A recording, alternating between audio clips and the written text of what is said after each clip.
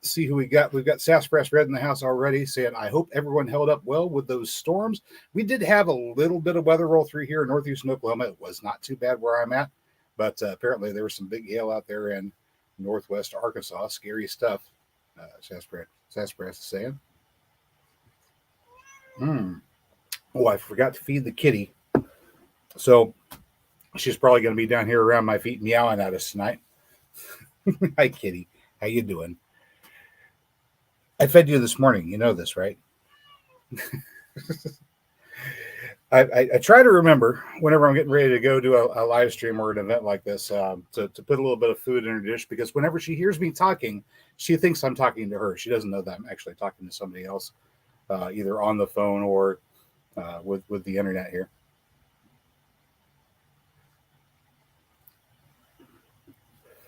Let me go ahead and cue something up for you guys real quick.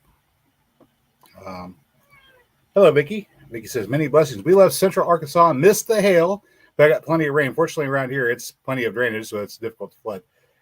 That's good. Yeah, if I'm right about the general area where you're at, you're gonna have plenty of drainage unless you're in the low-lying areas, and even then, there's still plenty of drainage.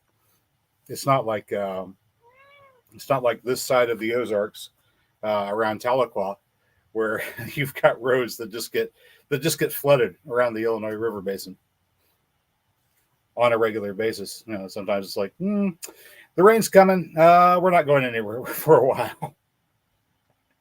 But here on the Arkansas River, where I'm at, fortunately, most of it, yeah, I've got to keep Kitty entertained over here. Otherwise, it's going to be a mess. Fortunately, on the Arkansas River, we don't have too many problems.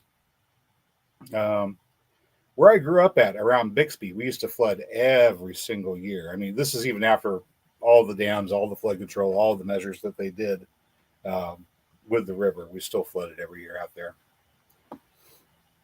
Let me see. I was gonna load up something. Let me see here.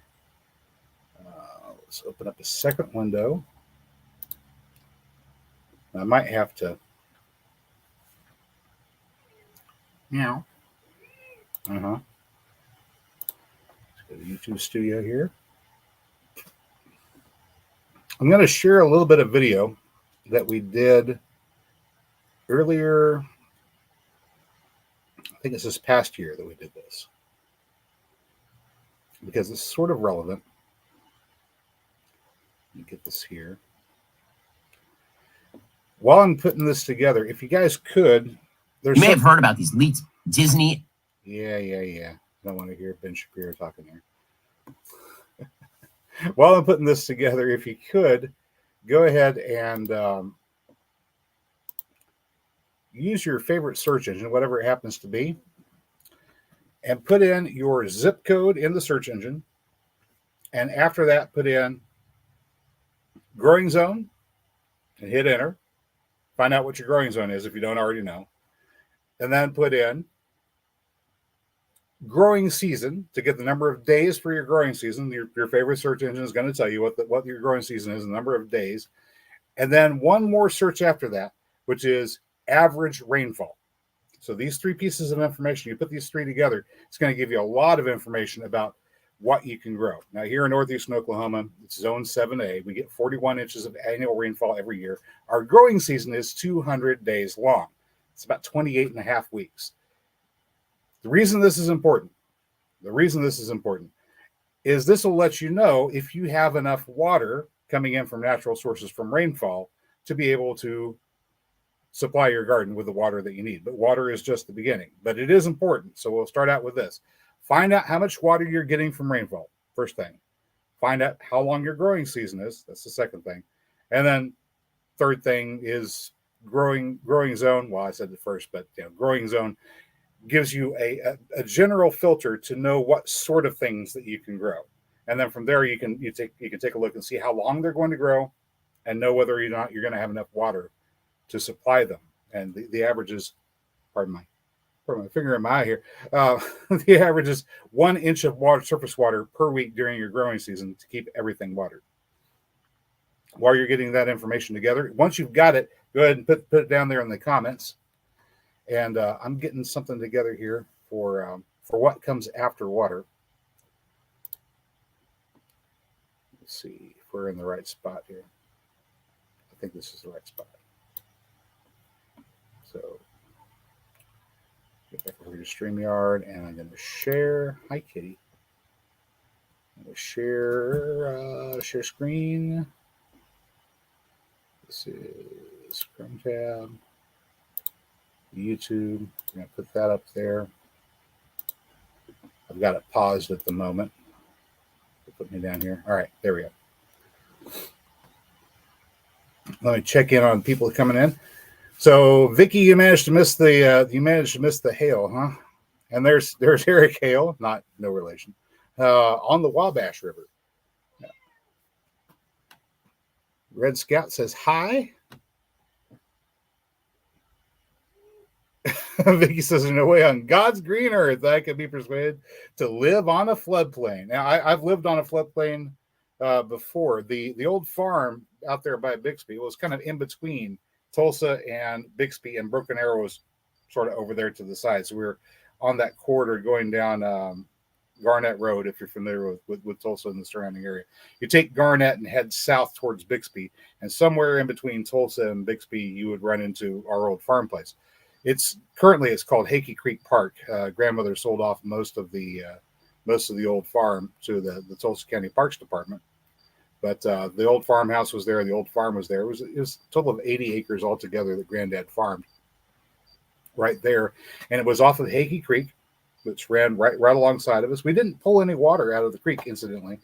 All of our water came from rainfall, irrigation from catchment ponds, and for drinking, we had a well that went down about 40 feet or so.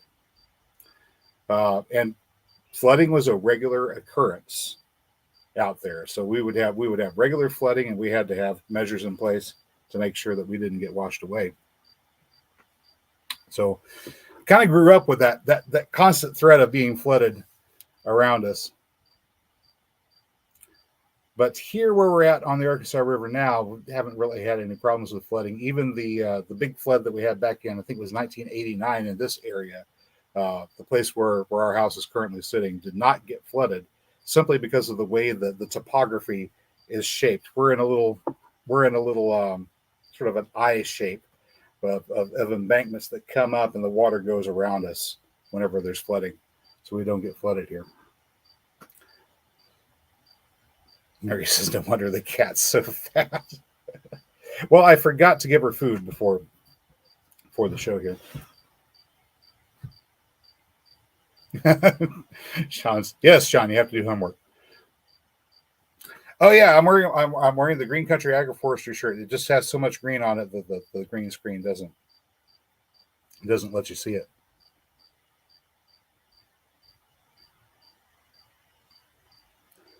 Okay, Sasper Strata saying, okay, caught the thing about average annual rainfall. My town gets an average 39 inches a year. That's good. And I know you're a little bit further north than I am, so chances are your growing season is probably a little bit less than 200 days. 39 inches is more than enough rainfall to provide everything that you're growing. Mary says, we keep a flat bottom boat on the roof. I wish we don't have a flat bottom boat in all actuality. I'd love to have one, but we don't. All right. So I've been talking a lot about water this past week or so, and it started out, when was that? Monday. We had the premiere of Water for Every Garden, and it went over the method that we're currently using to capture and store water in the ground. If you haven't watched the video, go watch it. Not right now, but later on. You can go watch the video.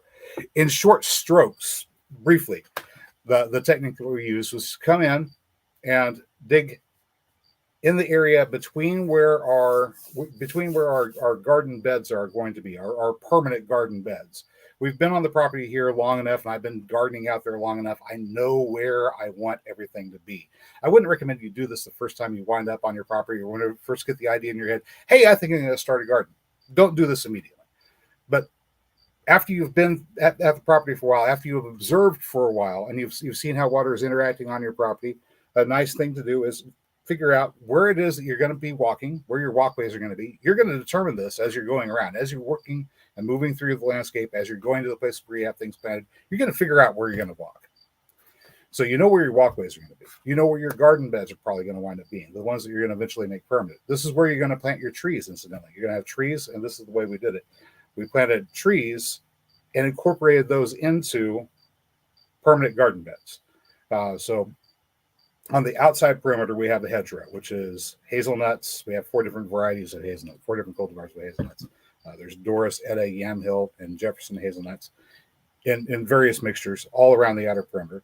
We've got redbud trees in there. We've got Siberian pea shrub in there. We've got Eleagnus multiflora in there. Gummy fruit. Those 2 are all 3 nitrogen fixing plants. The Siberian pea and the gummy are also food producing plants. The gummy produces a little tiny berry about the size of my pinky there. It's called cherry silverberry. They're edible, good for you, tasty. The Siberian pea is high in protein, but not necessarily all that tasty, but it would be good for animal feed, or if you needed something to just add a little bit of extra protein to something that you're cooking, Siberian pea will work there as well. In any case, these are all nitrogen fixers that are built into the landscape, and I tried to use Stefan Sokoviak's trios rule for planting. So you do 2 of your production trees, then 1 of a nitrogen fixer. And sometimes you can have your nitrogen fixer also be producing, which is kind of nice. I did this in the hedgerow. All right. We start out there. Boom, boom, boom, boom. These trees are about 6 foot apart.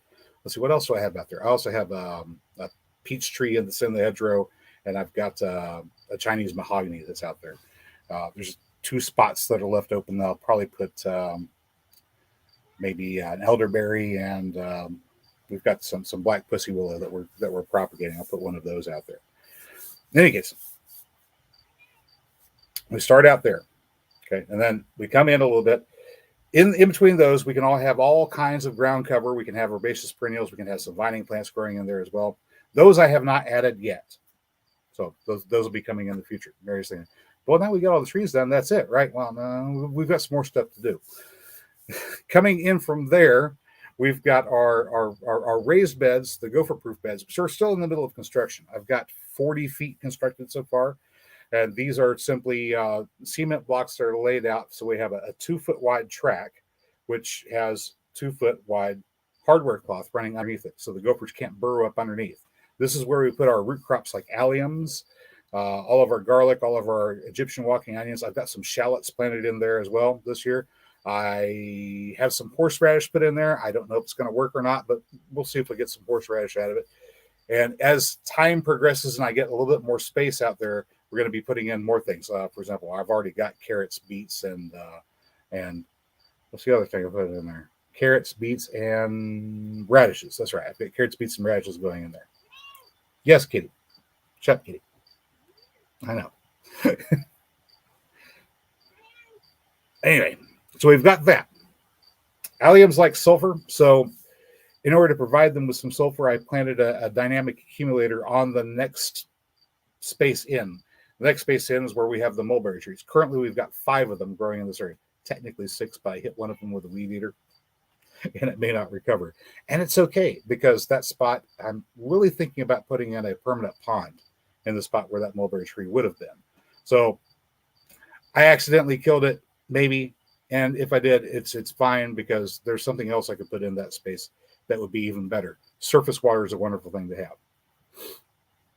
Once again, these are planted on berms, and they have stuff planted around them. One of the first things I did, actually, after building the berms and getting theirs stacked up around where these trees are, was come around with that salt shaker, using the salt shaker method, full of clover seed. And I don't have no clover seed. I think I brought a bag with it. Oh yeah, right here. So this stuff here, this is all clover seed, right? Surrounded in clay and inoculated with the necessary bacteria to help the clover do its thing. And the thing that clover does is grab nitrogen out of the air, pull it down, fix it with the help of those bacteria at its root zone, and generate nitrogen. It's essentially a fertilizer that you grow. So the first thing we did after putting his berms in place, sprinkle that clover seed on there so we get the clover growing on. This is going to hold the soil in place while we get the mulch built up around it, and also is going to provide us with a source of fertilizer, nitrogen. All right.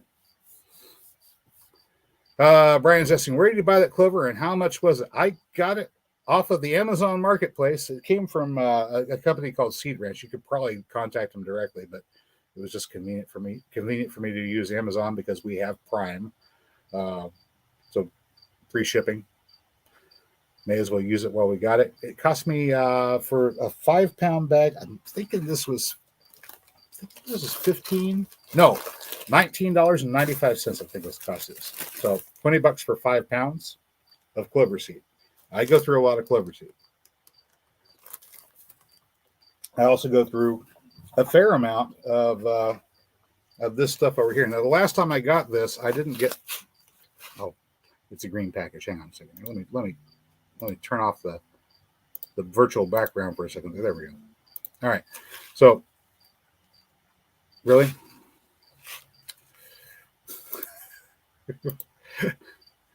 I guess. Let me go. No background. There we go. There we go. Okay. Now it shows.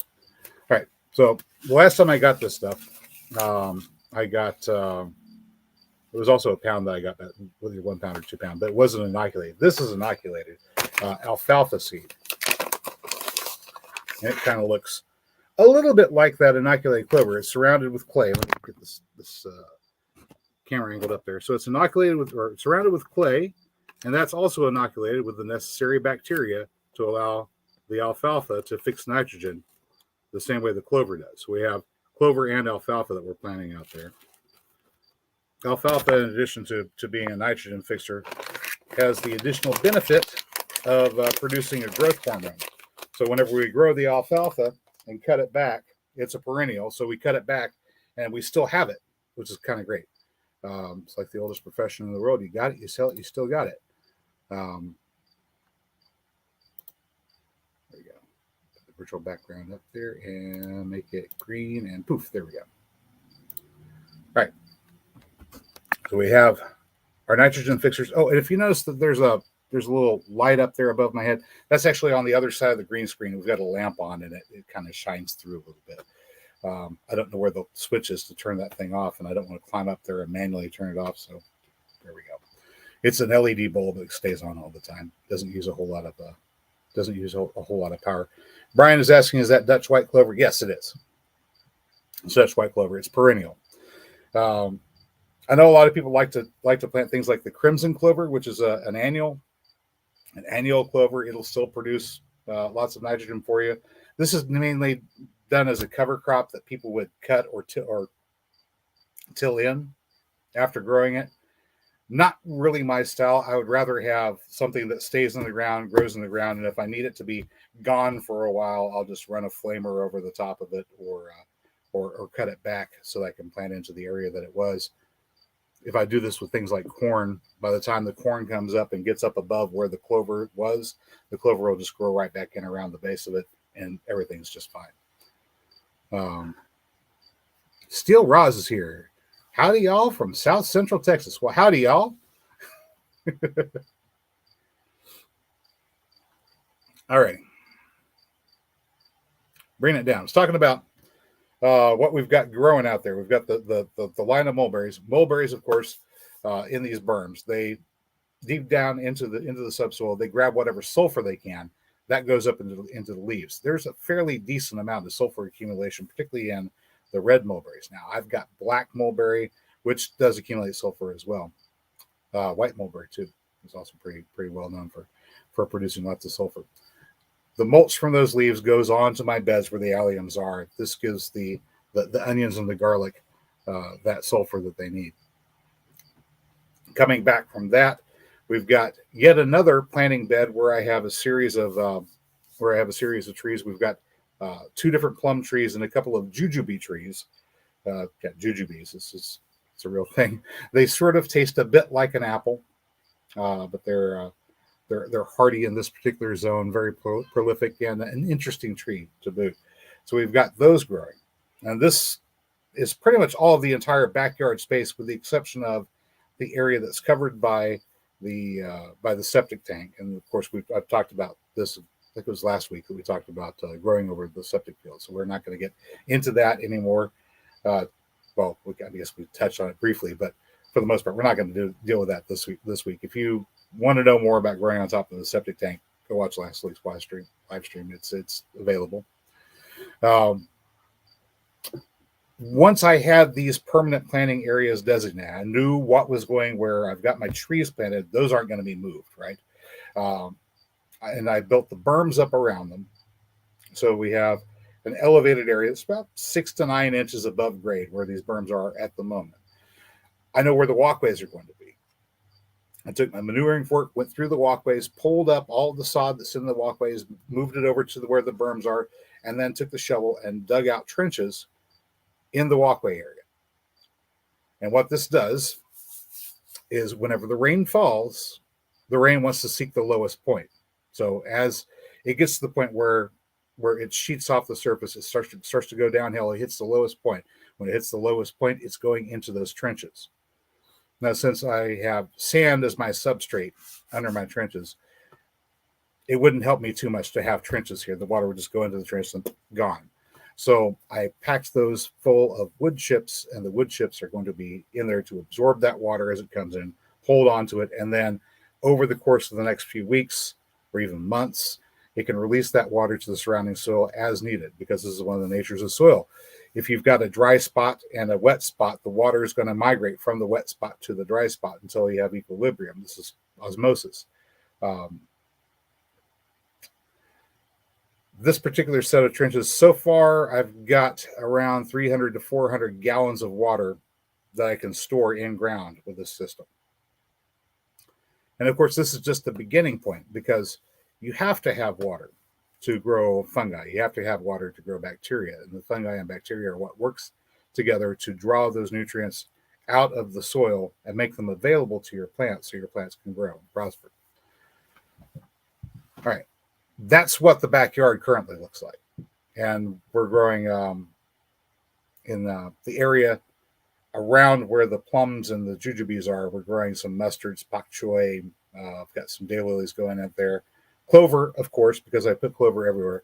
I've got some amaranth growing up the corner, so that's going to be a little bit of a nice little color there at the corner. And also, it's a bioaccumulator for phosphorus, edible seeds, all that wonderful stuff. I think we have some mustards going as well. Oh, and most importantly, peanuts in between everything for an additional ground cover. So I've got the clover going. That's going to be the regular ground cover, this perennial ground cover. But I've got peanuts growing as an annual. When the peanuts are done, the clover takes over.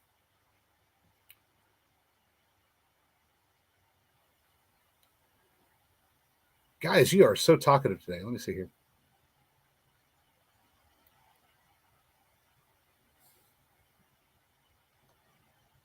Let's see. Vicky's saying, Flash Plus, always a danger, but you don't have to be in the danger zone. All right, so Sasspress did his homework. Okay, caught the thing by Andy Rainfall. I've already read that. Let's see. Vicky's saying, the Amazon basin, many villages are built on 50-foot stilts. Wow! To accommodate the rainy season river levels. Whew, that's 50 foot? 50? I get worn out getting from the field back to the house every morning. I don't know. All right, so Sasspress says 194 days for growing season. Maybe not this year. It's really close. It's really close to ours. We're at 200 theoretically anyway. Vicky says, looking forward to having at least one greenhouse. Oh yeah. Brought down the old trailer on our new lot. Saved the 14-foot trusses for a greenhouse. Nice. Saved all the roof metal and studs for the greenhouse also. We've got a project upcoming where we're going to have to disassemble our carport and the garage. That's one of the major projects upcoming. I've got to rent a big dumpster, get all the stuff cleared out of there, and then we can start doing the dismantling. But I want to capture and repurpose as much of that material as possible. I already know that I'm going to be able to use the cement blocks, and we can take those after we knock the mortar off of them, and incorporate them into the garden as well, because I still have 50 more feet of gopher proof bed to build. And then as we go forward, I want to bring it up another course, so it'll be at least 16 foot of, or 16 foot, 16 inches above grade. So we'll have another course of those blocks sometime in the future, maybe not next year, but fairly soon, because as long as I'm building soil, eventually I'm going to have to bring that wall up. All right, so Agroforestry will be building on posts like a pole barn, different taxes. Oh, yeah, you're in one of those states. States are different for how they tax things. For example, where Vicky's at, um, they have in Arkansas, they tax property at a lower rate, but income is taxed at a higher rate. It really depends upon where you're at.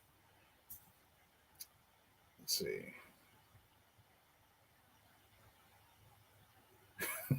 Sasper has the same bad habit.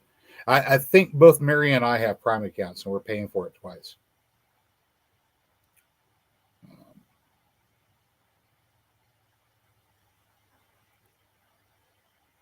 Vicky's saying alfalfa and clover cuttings, excellent chop and drop, mulch and rabbit feed. Yes, indeed they are. Rabbits love anything that fixes nitrogen. Whenever I first was playing around with rabbits, we had we still have a friend, but he doesn't do this anymore. One of my friends was working as a stage magician, and he needed somebody to take care of his rabbits.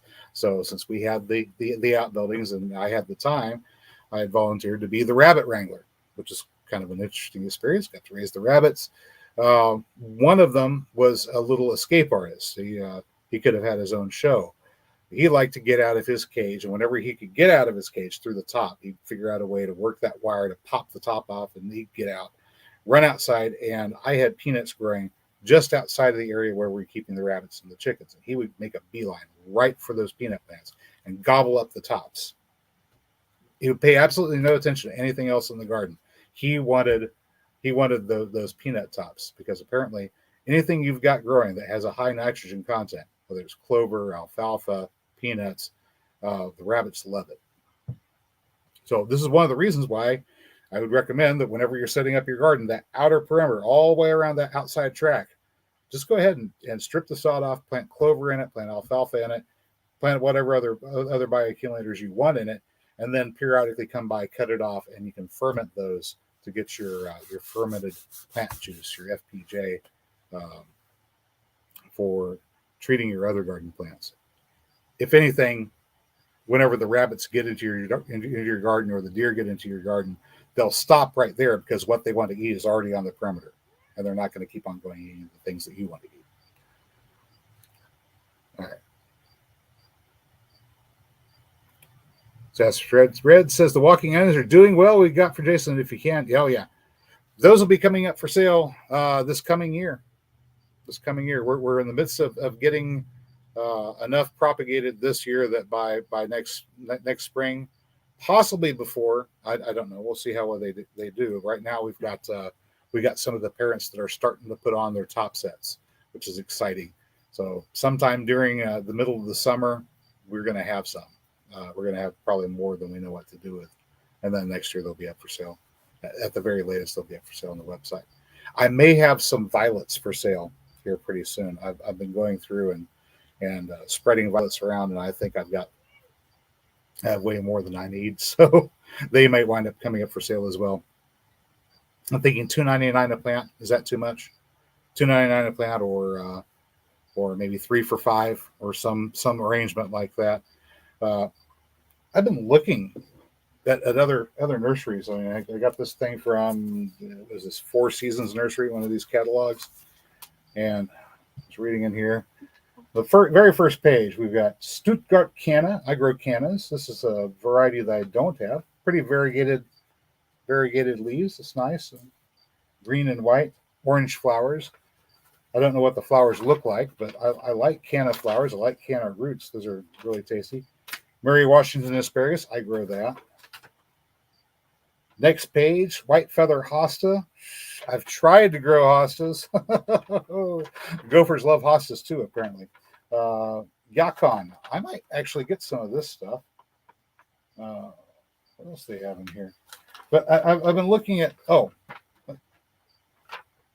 been looking at the prices. All right, and this is for the Stuttgart Canna.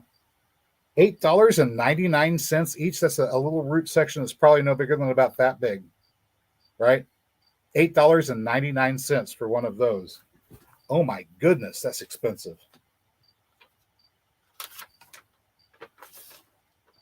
I mean, that's crazy expensive. This stuff is just crazy. What do we got here? Cherry berries wintergreen.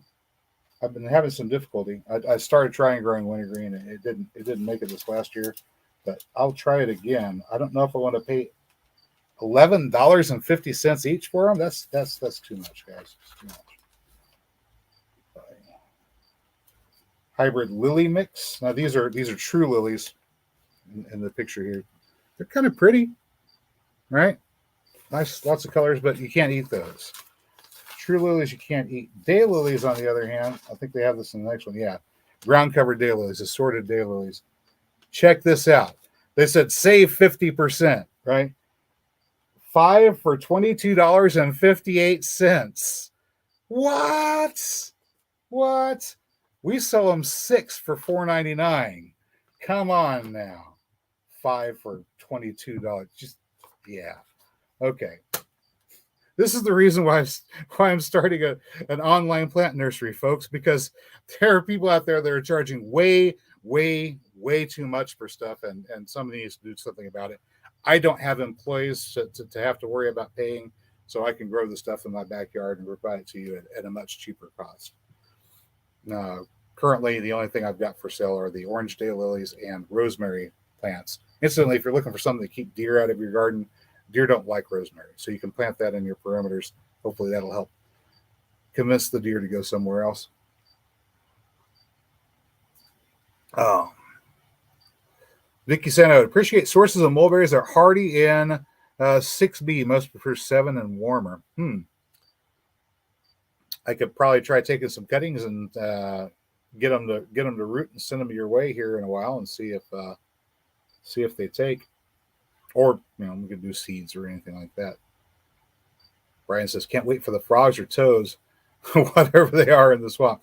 Frogs in the swamp, and then toads like to bury into the mud or the soil, the mulch outside. Vicky's saying, can anyone recommend varieties of mustard to make the condiment? I'm experimenting with a southern giant curled mustard this year that Mark at Arkansas Woodcutter sent to me. If it works, it'll work good. The seeds are good for crushing and making a prepared mustard, but we'll see how well it works. The first time I tried mustard, I got some that came in one of those seed packs. It was from I think a Burpee or Gurney or one of those. I planted them, they grew them, they produced plants. I said, "Oh, great! Now we're going to let them go to seed so we can get the seeds and we can have more mustard next year." Gathered the seeds and planted them, and nothing. They didn't produce. So hopefully this one, which is seeds that Mark had saved, his own seeds. Hopefully these will work. I've got them planted. They've sprouted. They've germinated. They're starting to come up, and that's a good sign. This means that this is not a sterile seed. So keep our fingers crossed. Hopefully I'll be able to collect those, and I'll have some mustard seeds to share out this coming year. Mary's Park. That's nice. Sasper says we have mulberry that grow here. I know we have tons of mulberries in Fayetteville.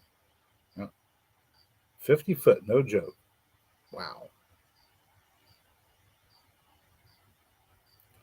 Katie's in the house. Hey, Katie.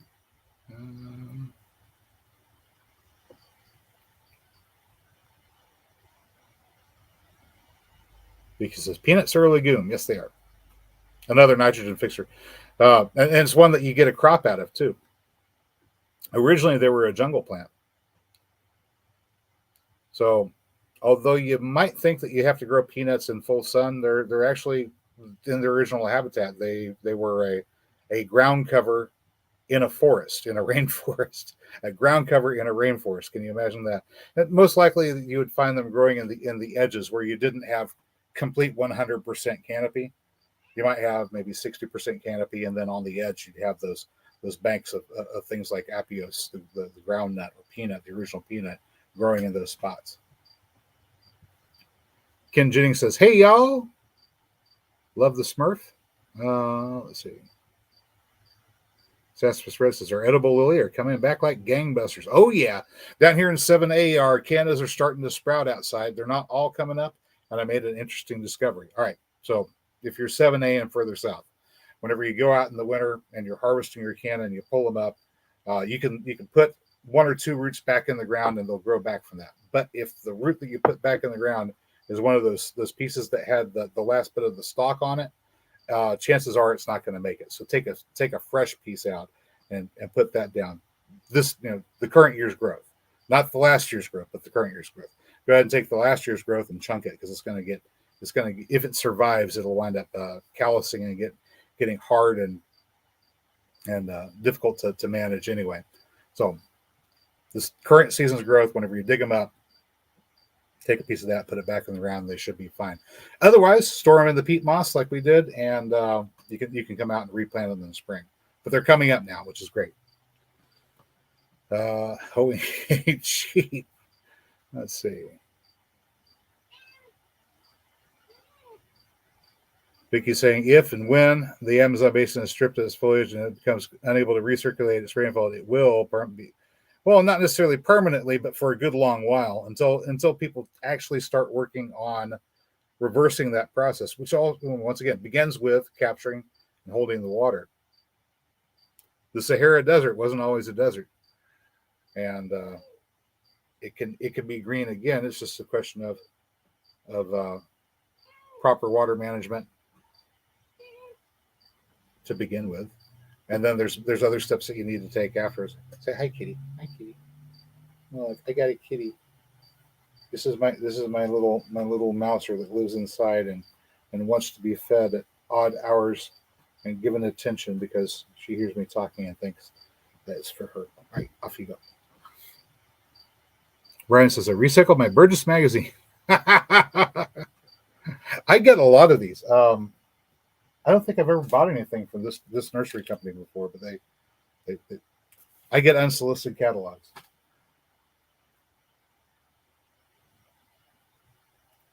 Vicky's saying, I think I'm just too far north for rosemary to survive outside.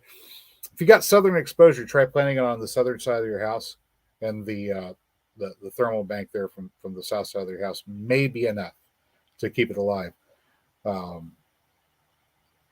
We had some problems with rosemary initially. We had some on the east side of the house and the northeast side of the house. It didn't survive there, but on the southeast side, it would survive there. So just a little bit of a change in that microclimate was all it took to keep it alive. Same thing happens with things like oregano. I've tried oregano on the west. I've tried oregano on the east. I think the next place I need to try oregano is on the south side, and hopefully it can stay alive for more than a season or two on the south side. It really depends upon what kind of winter we get. If we get a good harsh winter, then that oregano, if it's not well protected in a southern slope or southern position, is going to wind up dying off on us. But the bee balm will stay alive either way. And so if you're looking for something for thymol for medicinal purposes, bee balm will do the trick. But I still like to have oregano because it's tasty.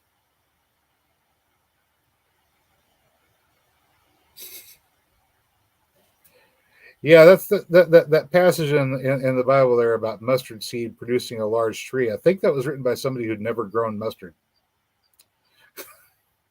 Because it doesn't make a tree at all.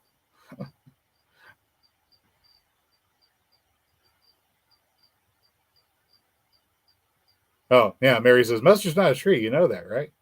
Well, the thing about mustard seed in all actuality is a mustard knows with absolute certainty what it is, and it can't be anything else but mustard. And what the teacher there was trying to explain to you is if you know your identity as a son or a daughter of the living God and know this with absolute certainty, you can say unto a mountain, cast yourself into the sea, and it will be so. And I can tell you with absolute certainty that most of the mountains on earth are on their way to the sea. They're going to get there in the time that it takes them to get there, but they're on their way.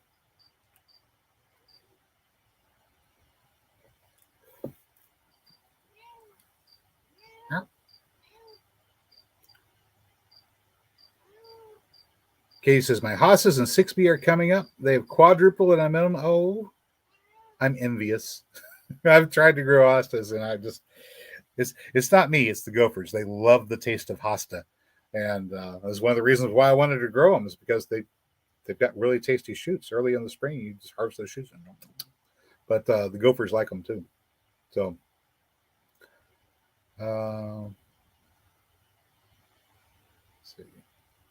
Because the great landowners have demonstrated that they're more interested in short-term profits than long-term survival. Isn't that the sad and unfortunate truth?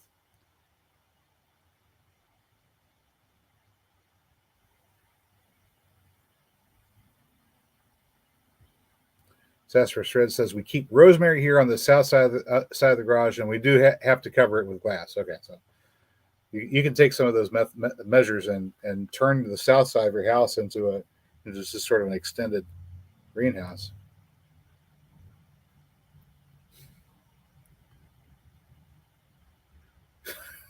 So you get to watch people run around yelling at mountains and laugh at them. All right. So we start out with water. This is necessary. You have to have water to encourage the growth of fungal life. You have to have water to encourage the growth of bacterial life. Let me show you something real quick. I pulled this. Actually, let me show you before I get into that. Let's go to, let's see here. Here. There we go. This is from when we were collecting seeds out there on Turkey Mountain. And you guys let me know if you hear the audio for this whenever we're playing it. If you don't hear the audio, just let me know in the chat.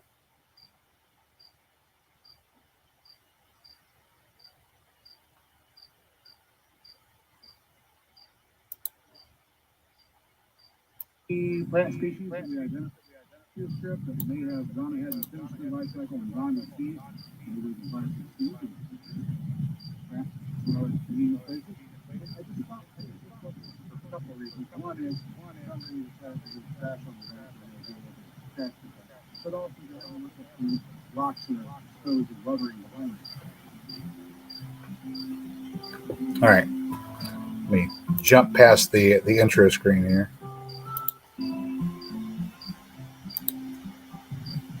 So here we've got a small rise where we've had some roof.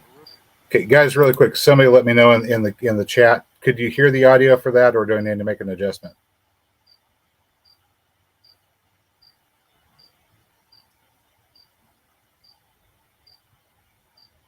Hello? Anybody? Anybody?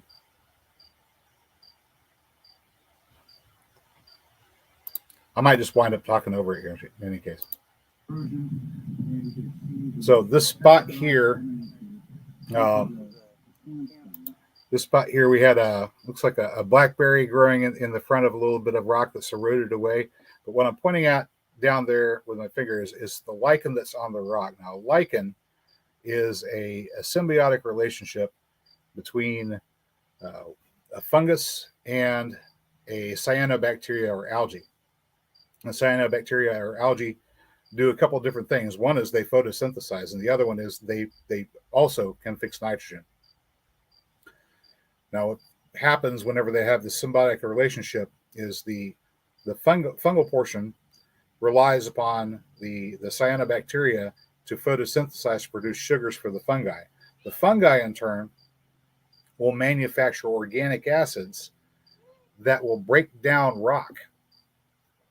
And as I hit play on this clip and we go forward, you can see me just sort of brushing at that area where the lichen is on that rock. That's the limestone that I'm working with, limestone and sandstone.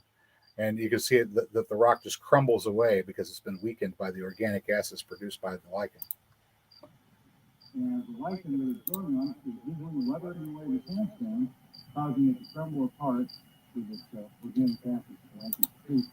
And she says kind of low sound. There's away and crumbles and drops down. I'll move the camera and show you what it looks like. Okay, so downslope here just a little bit. I have some accumulation of that weathered rock. Oh, that's kind of interesting. And there it is. This is of course where your soil comes from. It starts up in the hills with rocks weathering and then washes downstream with that clay, a little bit of silt, small pebbles, rocks, that sort of thing.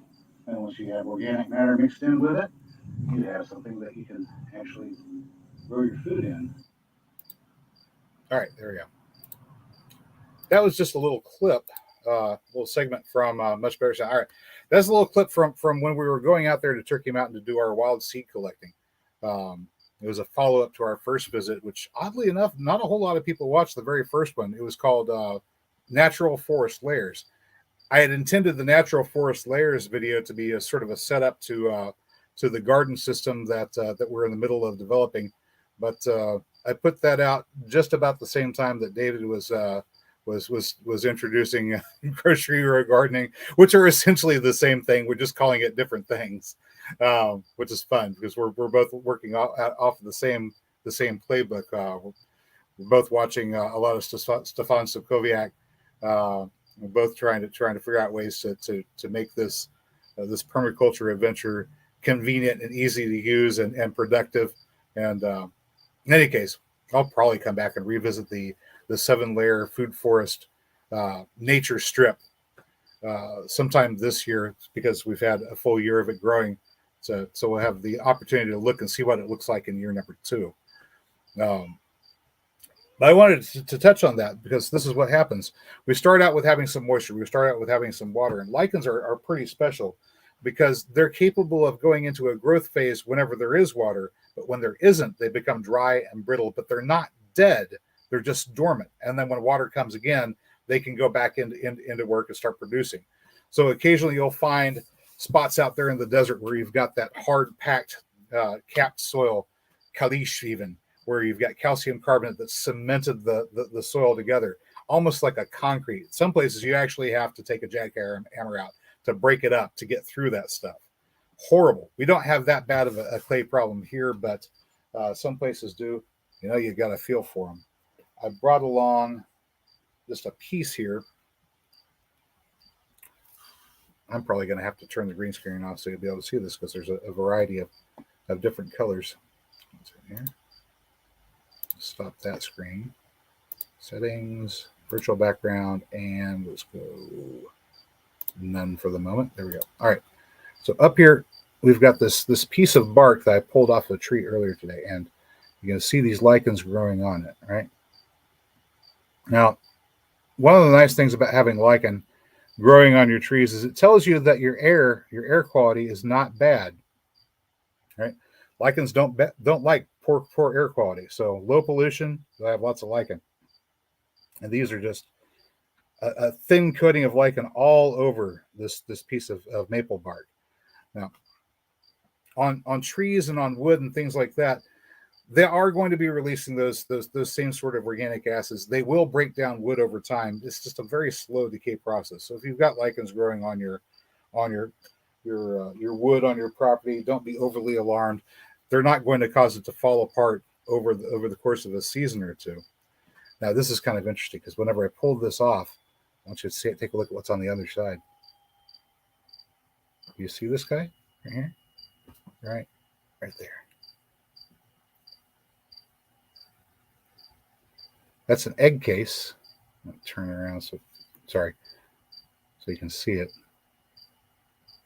There's an egg case here. And this egg case is from one of our native mantises. This is not a Chinese mantis. That's a native mantis egg case on the underside of the bark. So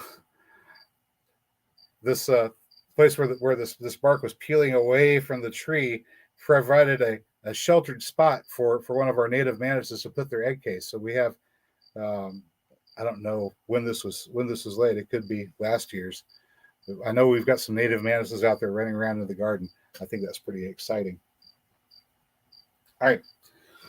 So uphill, up on the slopes where we've got our weathering rock, it's being weathered by the winds, being weathered by the rain. It's also being weathered by the lichens growing on it, using organic acids to break it down. That produces the clay, and that's the substrate that we're going to start out with to produce soil. Once again, wouldn't happen without water. But fortunately, lichen can be active and inactive depending upon whether the water is available. So whenever it's rainy, whenever you have lots of humidity, the lichen grows. Whenever it becomes dry, the lichen goes dormant. But it's in the process of making that material that can later serve as the foundation for building soil. This is important. This guy right here, I pulled out of the yard earlier today.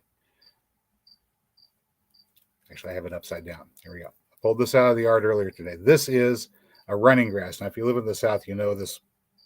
You know this and curse it. It's Bermuda grass. But the purpose of this grass right here, the purpose of it is to go out and get into those very fine spaces where you may not necessarily have a lot of soil, and grab a hold and create this tangle that's going to capture that dust, the clay and the particles of sand coming down from the slopes where the rocks are being weathered. That's what it's doing. It's going to grab a hold of the rock or grab a hold of whatever doesn't have good soil and create a place to trap and hold it. This allows the moisture to accumulate in one spot, so you can have more bacterial life, so you can have an accumulation of organic matter in one spot. This is the foundation and building of soil in places that didn't have any. But we're trying to change our landscape so that we don't need this particular plant growing there anymore. It just hasn't figured out that its job is done.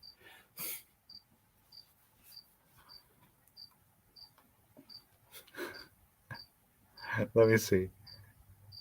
Jan says much better sound now. Yeah, I wasn't sure whether if I turned up the volume on that clip whenever I played it, if it was going to wind up echoing, because I've got the ambient mic on the laptop here, and then it would have been coming through our speakers. Oh, I could have just turned the volume down on my speakers.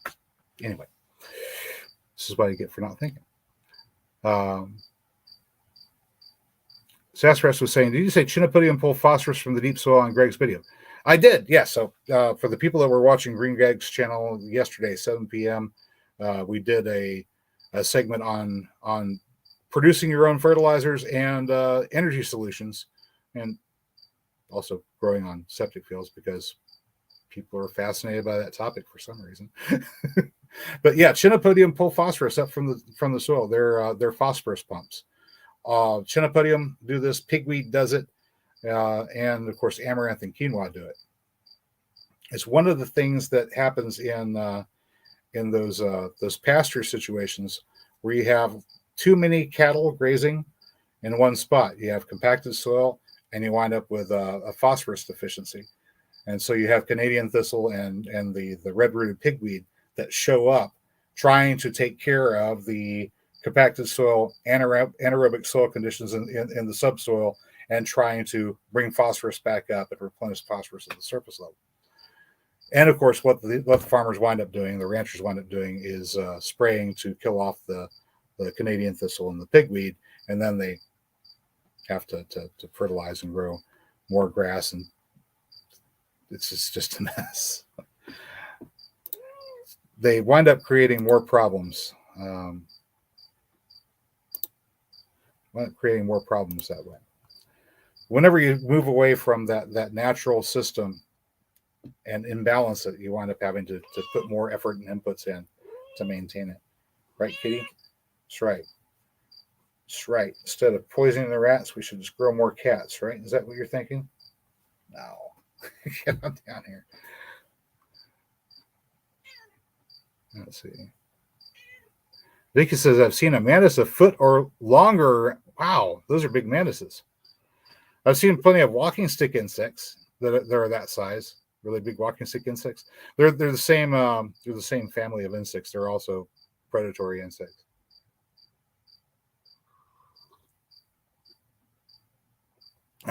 Sassafras Raz being snarky. Oh, I remember what it was like to live where there was no glaciation.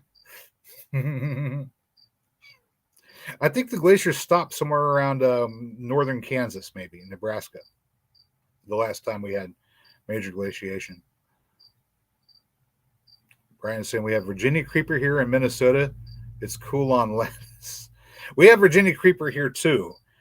Oh my goodness, that stuff. Whew. You give it an inch, and it'll take a mile.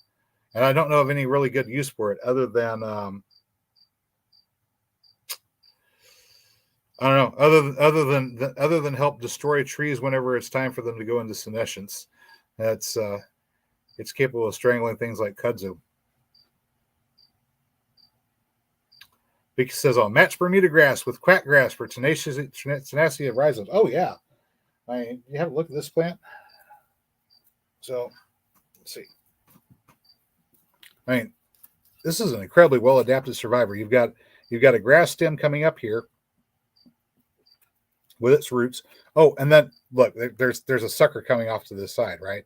So if you were to try to till the ground to get rid of it, and maybe run your tiller through here, and we're just going to go ahead and break it up. Okay, so now I've just created two plants, and maybe we chop it up for everywhere where this root comes down. Everywhere you got a separate set of roots coming down.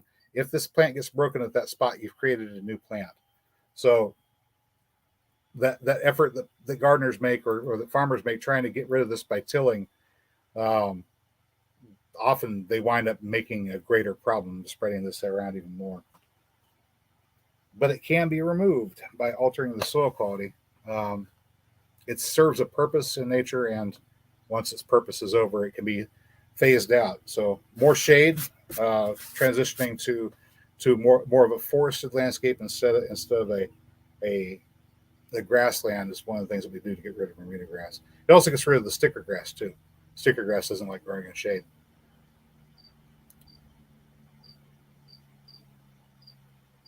Let's see. Vicky's saying, I read that rhizomes are edible. I bet you probably could, but I don't know that I want to.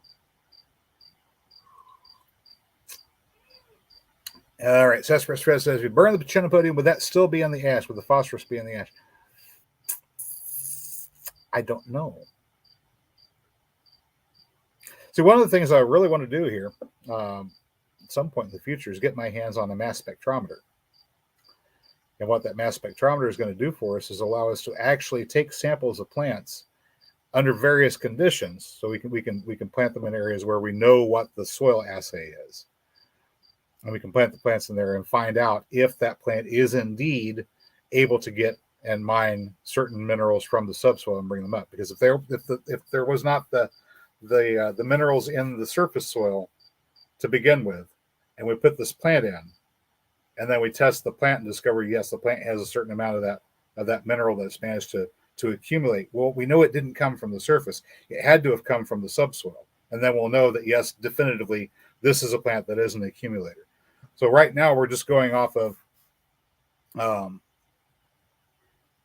sort of hit and miss and not really well-researched information on what is and what is not a dynamic accumulator. And I'd like to change that, so we actually really do have properly sourced data. But they're not cheap. So one of our future investments, whenever the channel gets bigger and we're making a bit more money, is going to be in a mass spectrometer.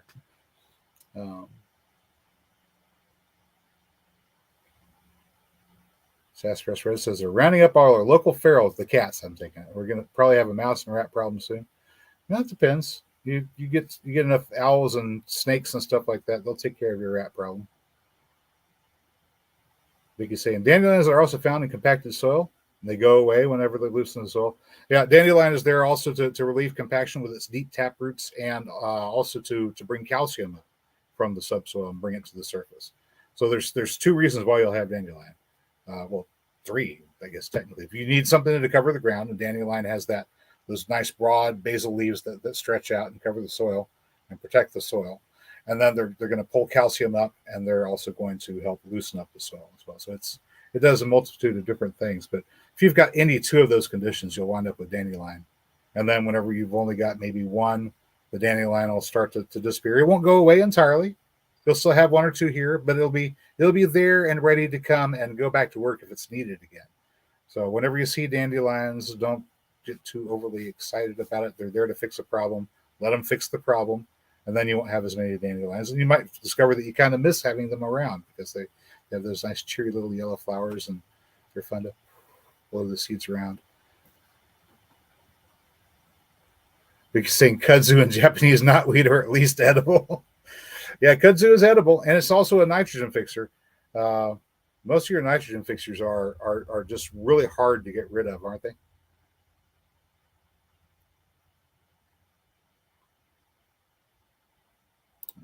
Put that right there. Sassafras said everything has a purpose. The master gardener makes no mistakes. Only humans do that. That's right. I am not a master gardener. I am just a gardener.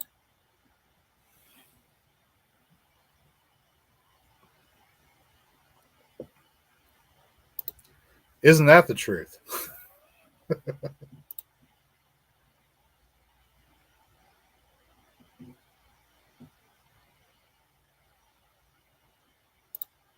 Shrimp, lobster, and crayfish are underwater cockroaches. Oh, the crustaceans. I don't think cockroaches are actually crustaceans, but we call them that.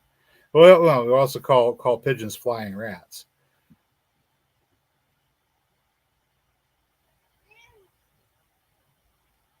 Oh, I wouldn't, Mary. I wouldn't mind a new camera. It's just, I think we need the other equipment more. Pastor says we're going to be growing amaranth, lamb's quarter, and other weeds on purpose. I've been growing lamb's quarter on purpose for a while now. I deliberately will allow them to go to seed, so we have those in the seed bank. It's a great substitute for spinach, really.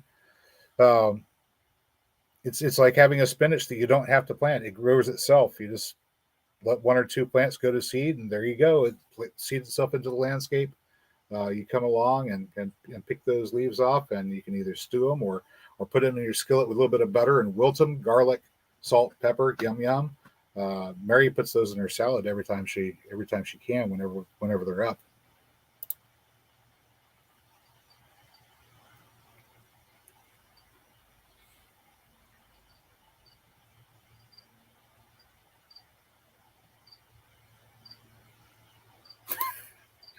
If rat tasted like pumpkin pie, you'd eat it.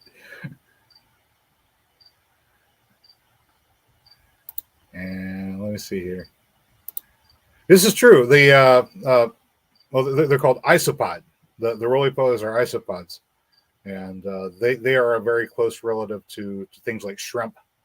Oddly enough, I don't know if I'd want to try to eat them. Although I've heard that the larger ones, let's say in jungle ecosystems, the people that live there have been known to add those to the diet. I don't know if I'm quite that adventurous. Isopods, yes, yes, and they're one of those portions of life. Once again, we start out with water. Water allows us to have our fungi and our bacteria. Of course, our fungi and bacteria team up; they form lichens. That does our primary work of weathering the rocks. We get access to our minerals that we need for other plants to grow. Then we have our pioneer species like this one here that comes in and helps trap and hold things in place, so we can further build up the organic matter. Of course, we're going to need some additional help for our decomposition. This is where your earthworms come in, your isopods come in, and other of your macro decomposers. Yeah, cockroaches too are a macro decomposer. Crickets are a macro decomposer. Also, certain protozoa for microscopic animal life will come in and help in the process of being macro decomposers.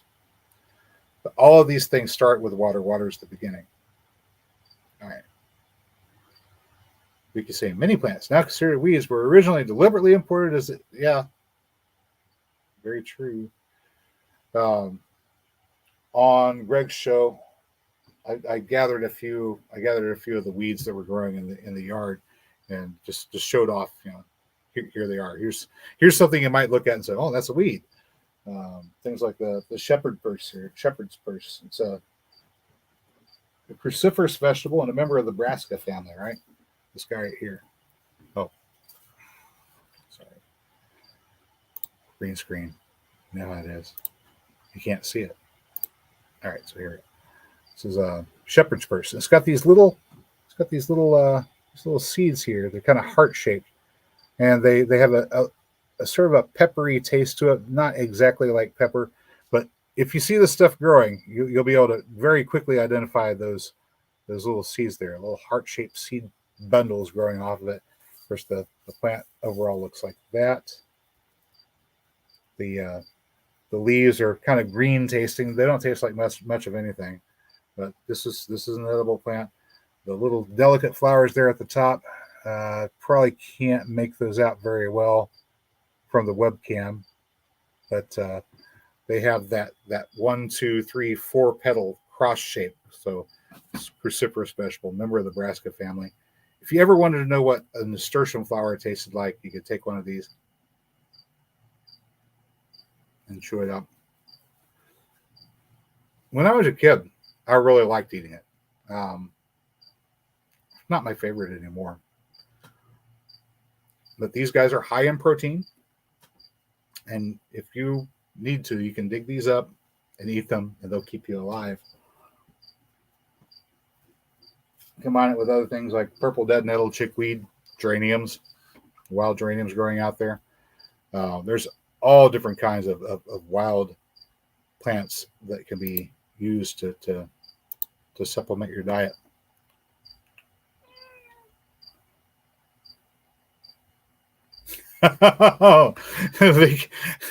Vicky saying grasshoppers are tasty with butter, garlic, and soy sauce.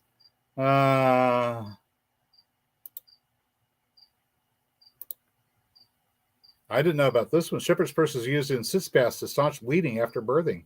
That's interesting. I didn't know it was a styptic. That's cool. Yarrow is a styptic as well.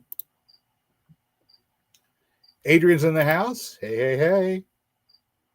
Hey, I asked you a question the other day. I don't know if you saw it in chat or not. The basil that I sent up there, did it take off? Did it grow well for you? Just out of curiosity.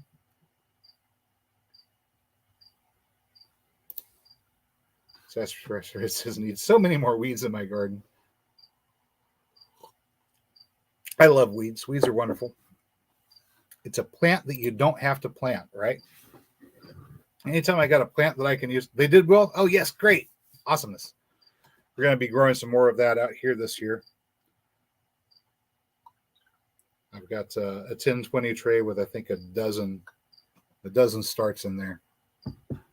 I sent Adrian a whole bunch of our basil. There's an ounce or so, I think. Mary says,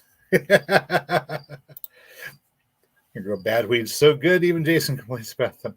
Well, things like, that morning glory. Hi, kitty. Yeah, morning glory was an interesting little vining plant, the Ipomea morning glory, heavenly blue, source of lysergic acid amide, if you were interested in that sort of thing, although ultimately they just wind up getting in the way and growing up and strangling everything. They'll take over if you let them. Morning glory is the devil's kudzu. Uh-oh. What is it, kitty? She's growling at something. What is it? Uh-oh. Okay. Bindweed is in the same family as it's an Ipomea as well. We've got an interesting one called cardinal vine that grows around here. I don't know if you've seen it, but it's a very, very light, thin vine with sort of fern-like foliage on it, and it produces these little tiny red flowers, little red flowers. They look similar to the morning glory flowers. They are an Ipomea. I can't remember what the species name is. Ipomea is the genus. Really, really pretty though. The hummingbirds like them. Unfortunately, the cardinal vine doesn't get so heavy that it strangles anything out. At least not here. You've got to be careful with your vines. Things like a wild grape on red buds. The red buds don't like them so much; they'll drag the red bud down. But you could probably get away with growing grapevines elsewhere. Yeah. Jasper says, "Oh, we sell cardinal vine." Yeah. It's a much finer vine. It's not quite as thick, and that's it. The quamaclit. Yeah, Ipomea quamaclit. That's the name of it. really, really pretty. And presumably in southern climates, it will be a perennial, but here it has to reseed itself. I haven't eliminated it. Whenever I find it, I just let it grow because it's not strangling anything out, and the pollinators like it, and it's pretty to look at. Vicky says, I've heard of there's a relative of wisteria that's edible. Do tell.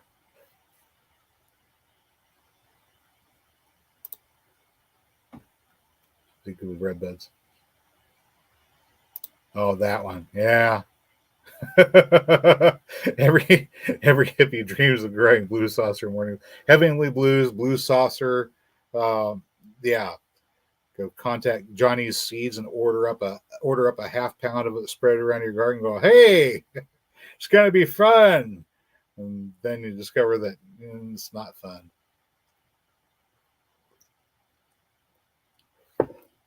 You don't take a trip without leaving the farm, and it strangles everything else out.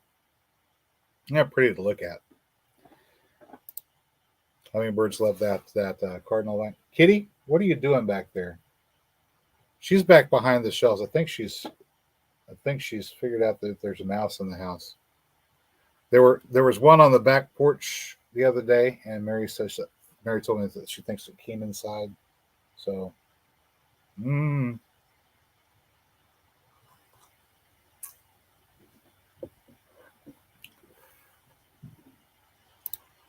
Ipomea is also the family of sweet potatoes. Yes, Ipomea batatas, the sweet potato. We've got some. We've got some. What are the ones we growing this year?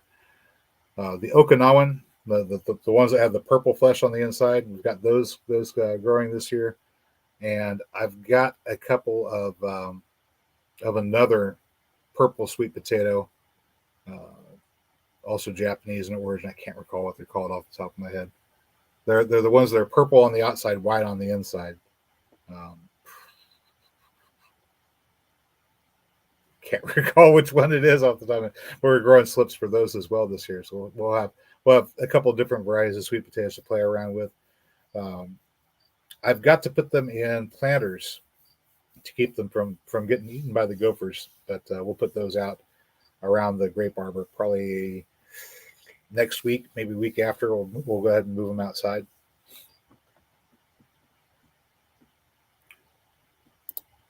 So many sweet potato slips, I can't get on the ground for a month and a half, just simply because it's not warm enough out yet.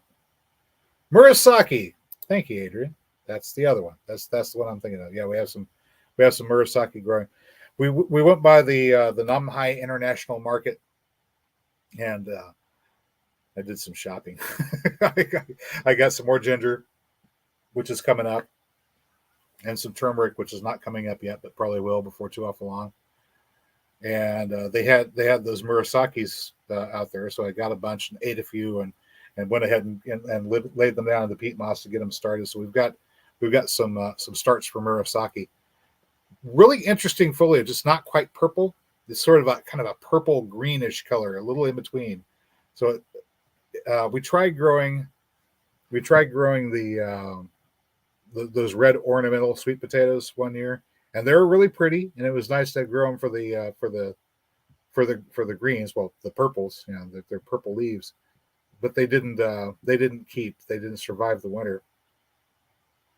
So this year we're going to have some Murasaki, and we'll see how well they do as an ornamental that produces an edible tuber.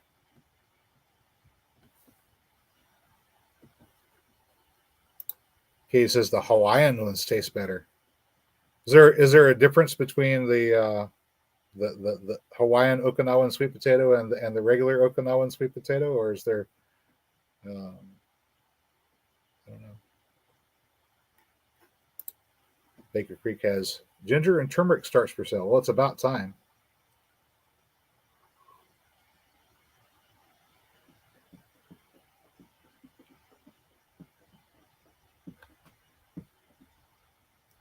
She's busy back there. I don't know what she's doing.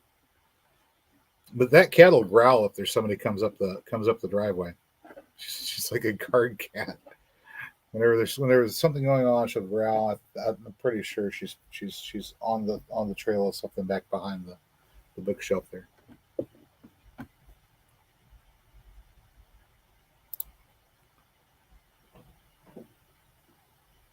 You can say I wanted to plant sweet potatoes this year, but we'll have to wait. At least know where to get growing stock.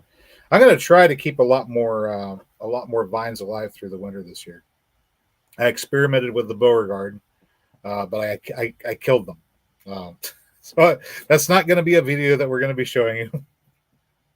But the end of the season last year, whenever I harvested the Beauregard sweet potatoes that we had, I went ahead and I took some of the vines while they were still alive and rooted them, cut them out, rooted them in water, and then just to be crazy with it, I took a 6-pack of beer bottles, filled them full of water, and then put those cuttings in the beer bottles, and then just mostly forgot about them for most of the winter. They didn't always get enough light. They ran dry sometimes. I didn't feed them any nitrogen or anything at all. So the fact that they were still somewhat alive coming into spring was a bit of a minor miracle. That I had thought to give them some regular daylights, and so I put them in some potting soil, put them out in the sun, and we froze the night I left them outside. So I accidentally killed them. But I'll be a bit more careful with them next year. Let's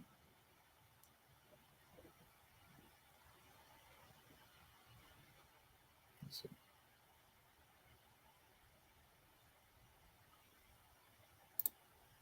White flesh is nice and sweetish. The purple are good. We had slips from our harvest last year. Nice.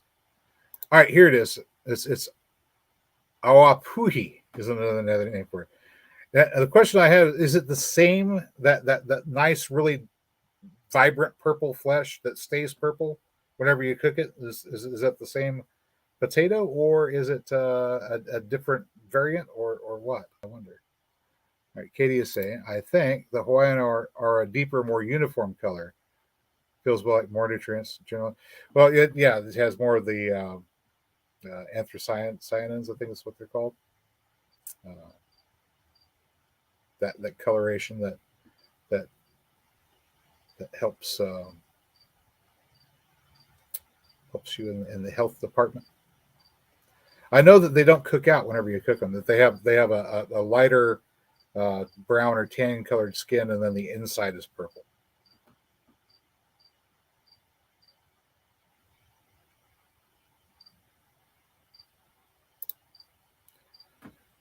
Now I do sometimes show failures, especially as like, hey, you can learn from this. In the case of killing off those sweet potato slips, it was just pure negligence, and I've already shown a failure of that magnitude before. Yeah. Videos of guard cats, frighteningly ferocious. Well, I don't know if she's frighteningly ferocious, but she will growl and let me know if there's something weird going on outside. Boy.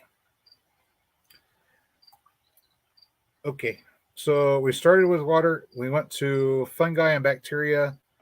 From fungi and bacteria, we got to those colonies of fungi and bacteria working in community, producing lichens, breaking down the rock. From there, we have our pioneer species coming in, holding down the soil, creating that space where organic matter can be built up. We move on to your macro decomposers, things like your isopods, your crickets, cockroaches, even earthworms.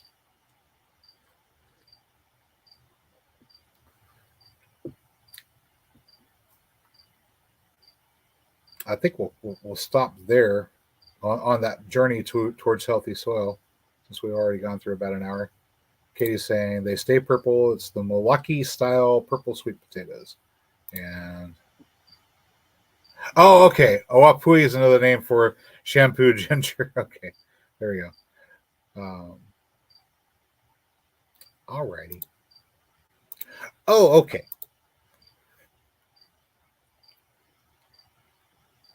Yeah, we could probably try doing some sort of a shampoo ginger or something like that. Mainly, I grow it for cooking with.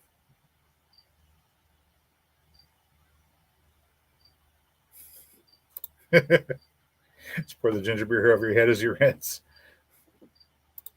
There you go. But at the moment, yeah, ginger's one of our seasoning vegetables. We got onions, we have garlic, we've got ginger, we've got the Szechuan pepper tree growing, which produces the peppercorns. Um, Black pepper and long pepper both need to be around zone 10 to be grown. So the only way we're going to grow them here is if we're growing them in a greenhouse. But Szechuan pepper will grow outside. We can collect the peppercorns from the tree. It's actually a prickly ash that makes these peppercorns. So it's not really pepper in the same sense. It doesn't have piperidum as the aromatic component of it. But it does have an aromatic component, which is very, very similar, at least in scent and taste, to black pepper. It just doesn't have the same bite that a black pepper has. So to give it the bite, what we'll do is we grow cayenne and dry out the cayenne. And the way I prepare our seasoning now, and I haven't used black pepper, even though I've got a large amount of it stocked up. I haven't used black pepper in a while. I'll just take the peppercorns from the Szechuan pepper tree, put them in my mortar and pestle, and take a pinch of mustard seed, add that in there, and about a half pinch of cayenne. So it's about equal amounts peppercorns and maybe a little bit less than an equal amount of mustard, and about half that in cayenne. We crush that up and grind it up in the mortar and pestle, put it into whatever oil it is that we're cooking so it'll release all those aromatics together. And it produces a seasoning that has that same aromatic quality and bite of black pepper, even though we can't grow black pepper here. Then we toss in a little onion, a little garlic. If we want it to be slightly sweet, we're going to add some ginger in. If we want more savory, then I'll grow celery or throw in celery. But I've got these plants. I don't have any started yet, but I'm starting them, so we'll see how they turn out. I've got these plants called lovage that we're trying to get started. And if I can get them and grow them, I might. What the seeds look like for them. Little tiny things, right? They're somewhere in between the celery flavor and an anise flavor, or fennel. If you're familiar with the taste of fennel, so lovage has that sort of flavoring to it. This is a perennial, though, so we can harvest it and it doesn't kill off the plant, right? We just cut back a little bit of the greens, which would be what I'd be growing celery for anyways, for those greens. So I have that seasoning to add in. That goes along with Banias orientalis, or Turkish rocket. I got these from Restoration Seeds. I've got one Turkish rocket plant that's we're going to see if it takes off and grows or not. Just presumably it grows really well. And like a weed, if you have any portion of the root in the ground, say you were trying to get rid of it and you chopped it up, you might wind up with more plants than you started with. So hopefully that holds true. So those seeds kind of look like those right there. We'll be starting a few extras, and hopefully we'll have too much of a good thing. Another name for Turkish rocket, another of the common names, is Turkish warty cabbage. So it has a cabbage flavor to it. You harvest the greens and you harvest the flower stalks, especially if you don't want them going to seed and spreading. Harvest the flower stalks, which would be kind of like having a broccoli raw. So it's got that cruciferous vegetable flavor to it. Put it in your stir fry along with maybe some of that lovage, a little bit of onion, a little bit of garlic. Yum, yum, good for the tum-tum.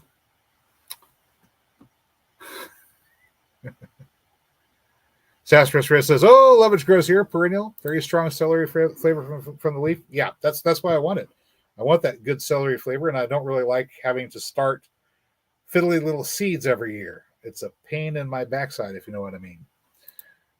Anytime I can get a perennial that's gonna fill that role, I'd much rather have that than have to go the trouble of starting seeds every single year, especially if we wind up in a situation where maybe electrical power and water on tap are not quite so ready.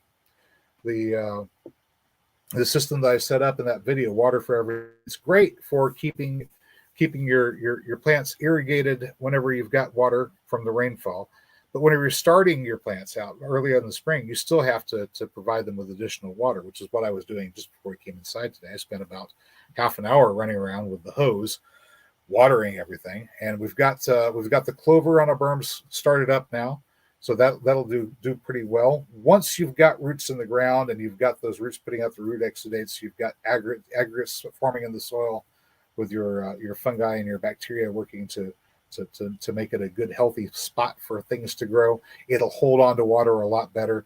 Of course, the foliage coming up and covering the surface helps evaporation from taking place, and you can keep moisture in the soil better.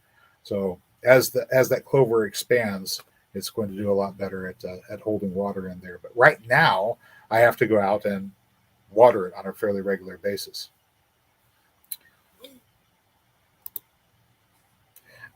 I'm probably not going to have a cooking your weeds channel, but I may have one of my friends, Rodney Stevens, who is a chef, uh, show up and do some cooking for us with things that grow in the garden.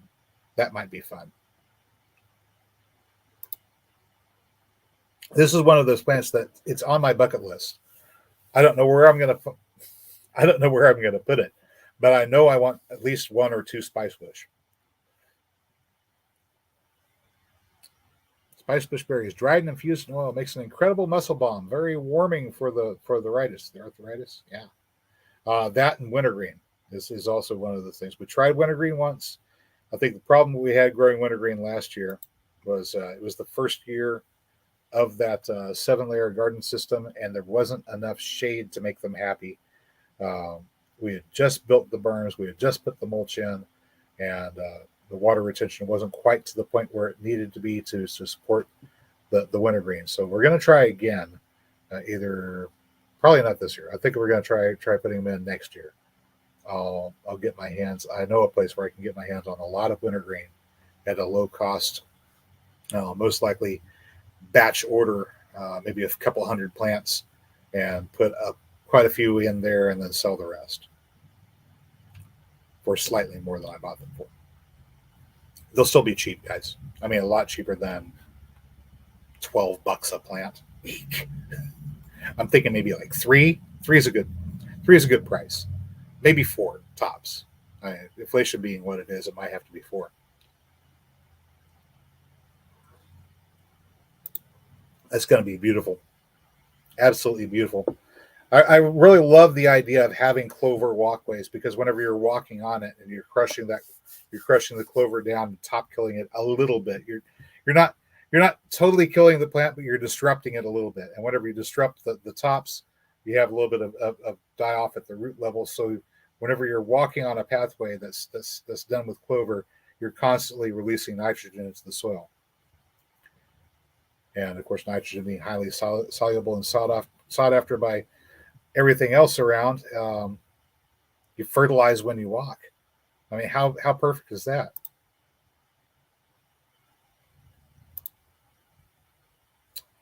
Hopefully it will. We'll see. With all the trenches that we've dug, with the wood chips in there, the gopher will be digging along, and then he'll hit one of those trenches and go, "Oh, what's going on here?" It also might make it a little bit too moist for the gophers for them to be happy.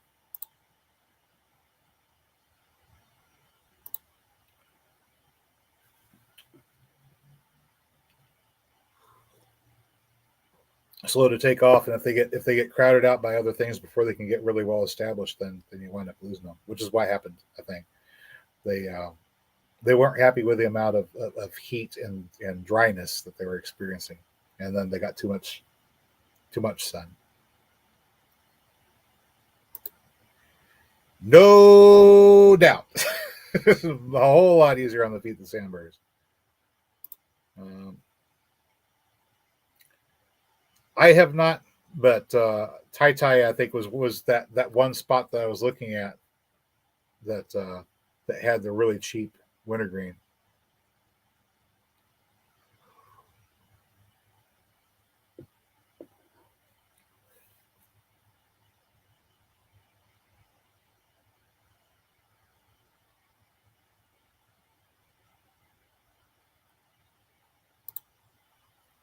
There was that kid that cut every bee between her toes while running. Also, the kid that ran through the woods and caught poison ivy. Shoot, I used to run through the woods and run into the smilax, those greenbriers. When I was a kid, I didn't know. I didn't know that they were edible. They're edible, and they're not bad actually.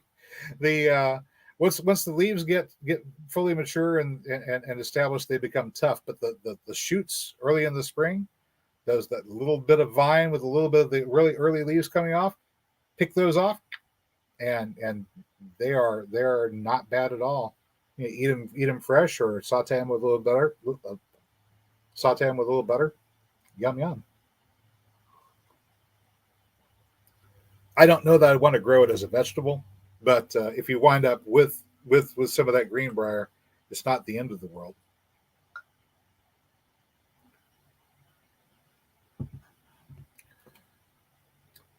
I'd rather have greenbrier than poison ivy.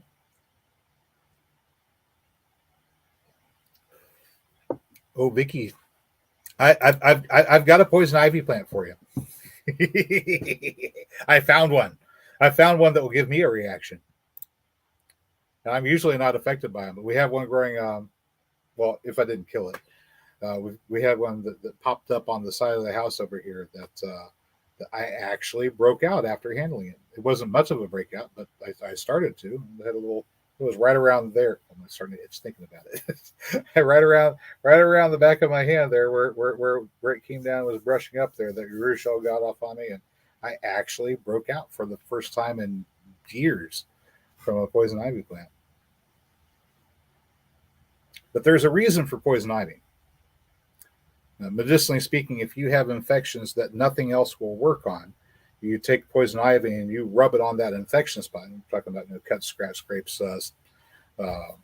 methicillin-resistant Staphylococcus aureus. Uh, the antibiotics don't work. Your immune system isn't fighting it off. You take poison ivy and you rub it on the spot where you've got that infection, and the immune response from the poison ivy also gets rid of the infection. Interesting, huh? So it's there for a purpose.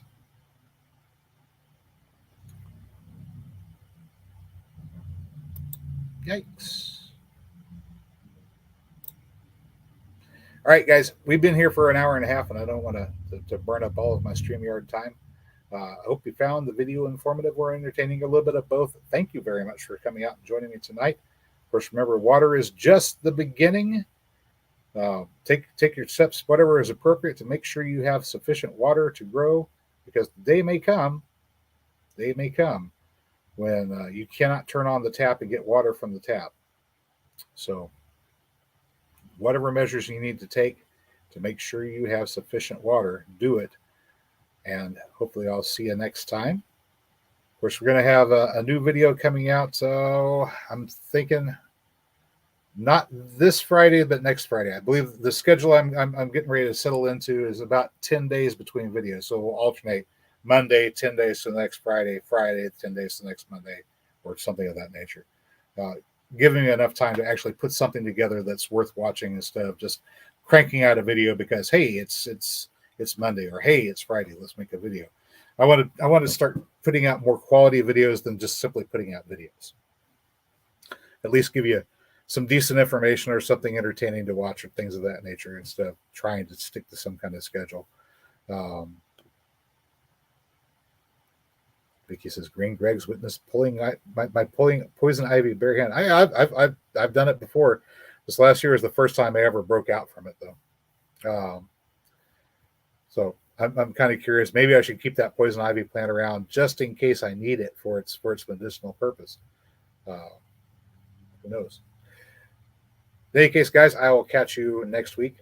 And the next video that we put out, I believe, is going to be on putting our cannas out for this year. We've got some new cannas that we're putting in, so we're going to have either 4 or 5 varieties, depending. We've got the canna indica, of course, which is the ones that we grow for the roots. Excellent root vegetable, by the way.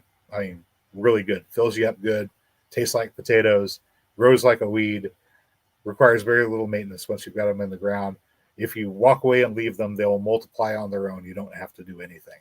About 20 pounds per 2 square feet, or 4 square feet, 2 foot by 2 foot area. Cannas, excellent stuff. We've got those. Of course, we've got the hybrid, which is the yellow and orange. Mainly, I grow those for the edible flowers. The roots are edible too, but they weren't as big as the Canna indica. And then I've got Canna glauca, which is the Louisiana Canada, the Louisiana Canna with the thin yellow leaves. So kind of like the Canna indica has the thin red leaves. These ones have thin yellow. They're zone 10 perennial, and I left them in the ground this year. So we'll see if they can actually survive over winter in 7A. If they do, then I'm going to have them. If they don't, then I won't. So we'll see if those come up or not.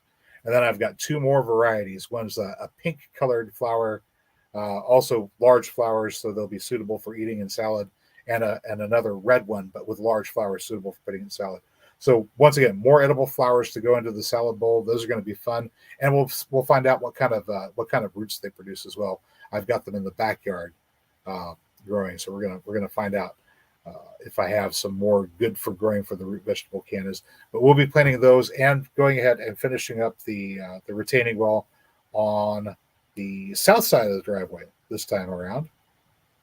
And I'll probably do a little bit of talking about the 3 tiers of flowers that we're growing there and what they're used for, and some other fun stuff. So that will be coming out probably not next Friday, but the Friday after. In any case, thank you very much for joining us tonight. As always, you know what to do. I will catch you next time.